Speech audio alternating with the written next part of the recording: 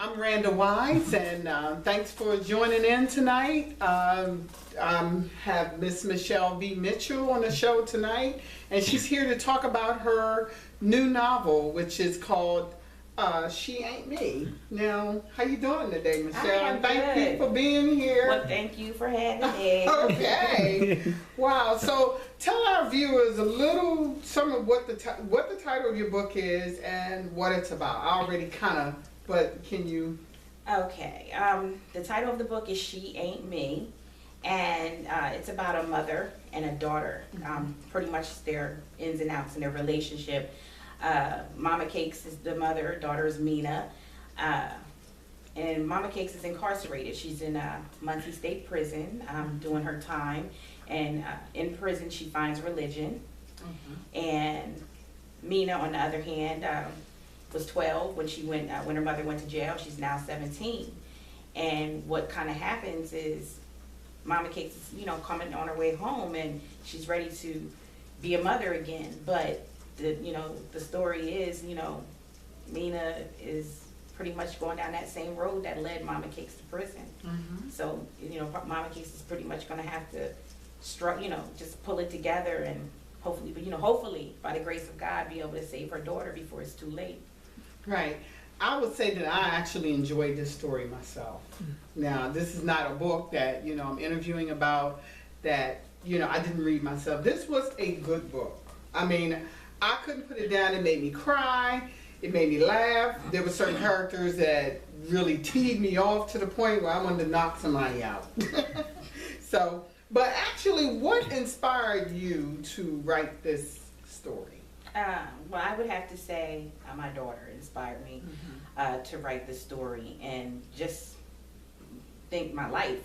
My daughter wants to be an actress. She's 16, and I used to have those same desires as a young child, as a teenager, and also as a young adult.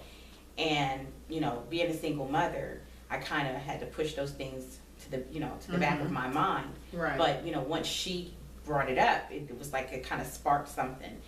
And it just so happened my daughter was cast in an independent film. Ooh. Yes, Loud Sound of Silence. I guess you would know about that. And yes. So what happened there, I remember one night I asked God what he wanted me to do. Was I supposed to be a stage mom? I really wanted to know. And a few months later, She Ain't Me was put into my heart and was born. Yeah, I remember when you first started talking about it. And my thing was, well, write it, So I enjoyed it. I actually did enjoy it. Can you read our viewers a passage, sort of whet their appetite here and let them know what they can expect once they read this book? No problem. Okay. I have it on here on my phone. Okay, So great. Just give me a second. And this is just going to be a scene where Mina's actually visiting her mother for the first time in 5 years, or 3 years, I believe, at the prison. Okay. And this is Mina. I looked Mama Cake square in the eyes as I spoke. After I was raped, I felt dirty, like no one loved me. I was showered 3 and 4 times a day to try to wash the dirtiness away. I was so angry with you for not being there for me. I felt like I was raising you. I was only 12, and because of that one night, my childhood was over. Mama, you stayed drunk, and you never noticed what was going on around you. I couldn't believe how selfish you were. I would pray for someone to take me away from you. I guess God answered my prayers, because the next thing I knew, you're off to jail, and I was stuck with Aunt Maya and Uncle Ty. Things were good at first, until Aunt Maya started a new job, where she was never home. That gave Uncle Ty plenty of time to push up on me every chance he got. Every time she left the house, he was all up in my face, telling me how beautiful I was and how big my booty was getting. He really disgusted me. Every time he looked at me with that stupid grin, I would just want to scratch his eyes out. I wanted to get out of that house bad as hell. I couldn't believe stupid Aunt Maya was going to marry that fool.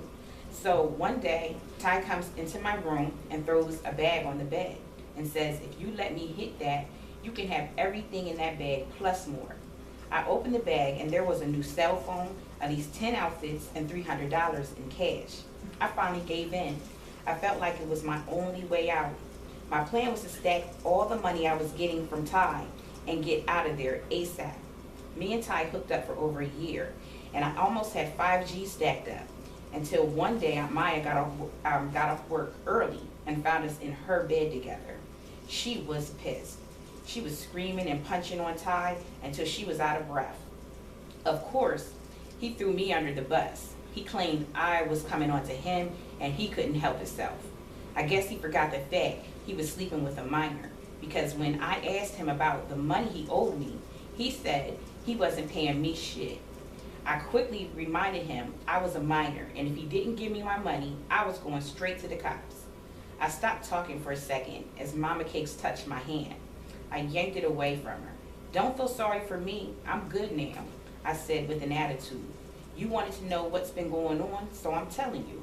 Mina, please forgive me. Tears flowed down Mama Cake's face. I ignored her and continued on. Aunt Maya called my grandma Betty and asked her to come get me because things wasn't working out. She never told grandma what was up. I guess she didn't want her man looking like the pedophile he was. What really amazed me was how easily Aunt Maya forgave him, but she couldn't give me that same forgiveness. You know the last thing Aunt Maya said to me? She said she hated the sight of me, and she wasn't going to ever mention this to you because it would hurt you too bad. Can you believe that, Mama Cakes? I smirked. She didn't want to hurt you, like you haven't been hurting me all my life. I could hear myself getting louder, but I didn't care. I wanted Mama Cakes to feel the pain I had been suffering with for years. Oh, and by the way, I'm pregnant, I said proudly. Oh. Woo! Yeah, that mean is a That's doozy. what you need to anticipate. All that drama. Drama plus drama. But at the same time, even though, you wrote this, you have a solution. That's what I like about your writing, So how do you anticipate reaching people with the message that you have in this book? You know what I mean? There's several things going on, and there seem like there's several lessons, that I noticed. Well, I feel that, I'm going to be able to reach people because it's real. Like the book, the things that Mina and Mama Cakes are going through, it's real life. Mothers and fathers are in prison. They are leaving their children behind. And, what I want people to know is that, yes, we can make mistakes, but we can also learn from those mistakes. And also we have to learn how to forgive. That's one of the main things I want to stress. And I want my young black men, my young black women to just understand and know, yes, you may have made some wrong decisions, like which we all do, but that does not mean it's the end of the world for you. Exactly. There's, I look at it like this. I have a past, and if it wasn't for my past, she and me would have never been born.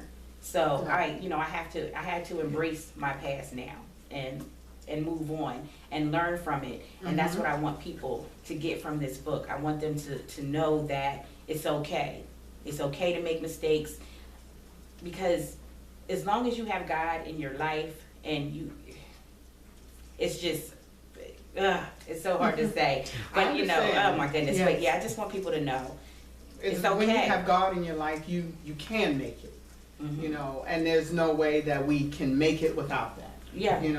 I've heard you say that several times. I actually believe that myself. Right, because I look at it, God is a forgiving God. Yes. And if He can forgive us, then we can forgive each other, and we can also forgive ourselves. There you go. And move on. Right. And learn from our mistakes. Right. We should never think that God's sacrifice in His Son, wasn't enough for us. And that actual message that was in the novel, I noticed, I really love the outcome of it. They braved the storm, but I enjoyed the outcome of it, But it's like redemption is for those who want it. Right. Yeah. True. True. Mhm. Very true. So tell us a little bit about yourself. Where were you born? Where do you live? Okay. Well, right now I reside in Harrisburg, Pennsylvania. Okay. I was born in the Bronx, New York, but I basically lived in Pennsylvania most of my life. Okay. You know, I am a single working mother of one. You're a good mother. Thank you. I try. I don't know if that's what she's gonna say, but hey, you know, I try. You know, I have a teenager now, and right now I'm just trying to focus on handling everything, because I didn't realize this is a lot. You know, your writing, you know, my church obligations, my work obligations, and then, you know, time with my daughter. So it is a lot to manage, but I know that I'm ready for the challenge. Well, you're doing a lot better than I did, because when my daughter was a teen, I had sort of put all my writing to a screeching halt. You know, I mean, you know, and then I sort of picked it back up after she turned 17. So I know how hard it is. You know, you're a single mom, you know, you have a full-time job, you know, and like you say, you have your religious obligations, and then at the same time, you have the thing that you are really, really passionate about, you know, and I know you have to be more passionate about your writing than you are your job, because I am. Most definitely. I can't stand my job, you know. I mean, it's like, well, not that I can't stand it, but there's times you ever been sitting at work and, you know, thinking about something triggers your mind and you can't wait to get home and to write it down. Yeah. Well, I keep a notebook with me. I keep a notebook with me pretty much all the time. So if I have an idea and I'm not near my laptop, I'll just jot it down. Right. So. See, my job don't call for me to be able to bring in stuff. I have to, you know, sit there and hope to God that I can remember it. Like, I hope I can remember this tune in my head, or, you know, whatever this story premise that I have, and I'd be really teed off when I get home if I forgot. Like, dang, all that stuff going on at work. So, you have any long-term goals? Honestly, right now I'm just living in the moment, and I'm enjoying you know, what I have going on right now. Right. What I can say, another inspiration to me is Tyler Perry, and I remember watching one of his videos. I can understand. He was mentioning how, you know, you have to plant your seeds, but you don't want to plant a whole bunch of seeds, because that main seed is not going to get what it needs to grow. So right now, you know, I had my seed is planted, and I'm just pretty much trying to, you know, to watch it grow, and just enjoying the ride right now. Right. Hey, and you know what, that is so true. You know, that you don't want to, because I'd asked you earlier, you know, if you plan on launching your own company, and you kind of said you really weren't thinking about that right now. Not right now. Like I said, I'm enjoying the moment, and right now I'm trying to get this book off the ground. Oh yeah, well. So, because I know, you know, being a first-time author, should I say, is not easy. No, it's not. So like I said, I'm up for the challenge, and I know my book is amazing, you know, and I'm not just saying that because I know it's amazing, because it came from him, it came from God, and you can't go wrong. You can't go wrong. No, you can't. Not when he's on your side. That is true. Now. Any more upcoming novels? Yes, I'm actually working on the sequel right now to She Ain't Me 2. And I also have another novel that should be coming out shortly called Choose Wisely. And that's pretty much another really good book. It's based on 4 friends, and it's pretty much about their relationships that they're going through. And it's called Choose Wisely because a lot of times we get in relationships and we don't really know the individuals that we're dealing with. And you have to be careful, like as my pastor would say, who you bring to your table. And that's pretty much why it's called Choose Wisely, because at the end of the day, these friends, they just did not choose wisely, and that's why they're going through the things they're going through. Right. Well, from what you allowed me to read, I enjoyed it. And I said, wow, Michele, these ideas are just coming, aren't they? Just and a lot of it is just through past experiences. And one of my little slogans is, you have to go, how I normally say it, you have to go through it to get to it. So I had to go through some things, to be able to get something out of it. I had to go through some things. So yeah, it's okay. I can understand that. Wow. So you got Choose Wisely coming out. You have the sequel to She Ain't Me, and you have She Ain't Me, the debut novel. Again, I'm talking to Michele V. Mitchell, who is author of She Ain't Me. And where can this book be purchased at? You can purchase the book on Amazon through Kindle. Yeah, it's you know, you have to. Right now, it's just an ebook. I believe paperbacks are going to be coming out shortly. Good start. Yeah. Again, ebook. If you don't have a Kindle, you can always download the app. I actually was reading you guys a piece of the book from my phone, so you can, you know, download that app on most devices. Right. And right now it's 99 cents. I mean, dollar make you holler. Yeah. No, but and on top of that, it's you know, it's really affordable. And you know, today everybody's on the internet. Yeah. So, you know, people hang out more on the internet, I think, than they do in bookstores and libraries. So I really just, you know, want people to, you know, go ahead out here and download it today, because She Ain't Me. Read this book. It's a blessing. Right. You will be blessed. You will be inspired. You will be encouraged, and that's what we need in this world today. We need encouragement, and we need just need a reason to get up every day. Yes, we sure do. Everybody, I want you to bear with me a minute. What I'm going to do is, you can let that go. Okay. Yeah.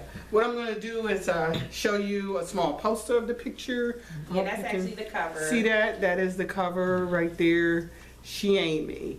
Okay. Yeah. So, Michele, I enjoyed having you. You know, like, as always, I always enjoy, you know, talking about the things that you write. Yeah. And everything. You like one of the first interview that I have, and thank you. I definitely enjoyed that. Thank you. This was so great. It was a pleasure. I you know, enjoyed it. Yeah. So again, pick this book up. It's a really good book. It'll make you laugh, cry, and upset at the same time. But it's drama, drama, drama, and you will love it. Okay. And this I just want to give real quick, just give a shout out. Just give a shout out to True Glory Publications. That is the publishing company that I'm under. We have a lot of good authors. It's a whole lot of different genres going on. So make sure True Glory Publications, you know, be looking out for myself and the other authors on my team, and the CEO Shamik Spite. I thank you for taking, you know, for believing in me. So.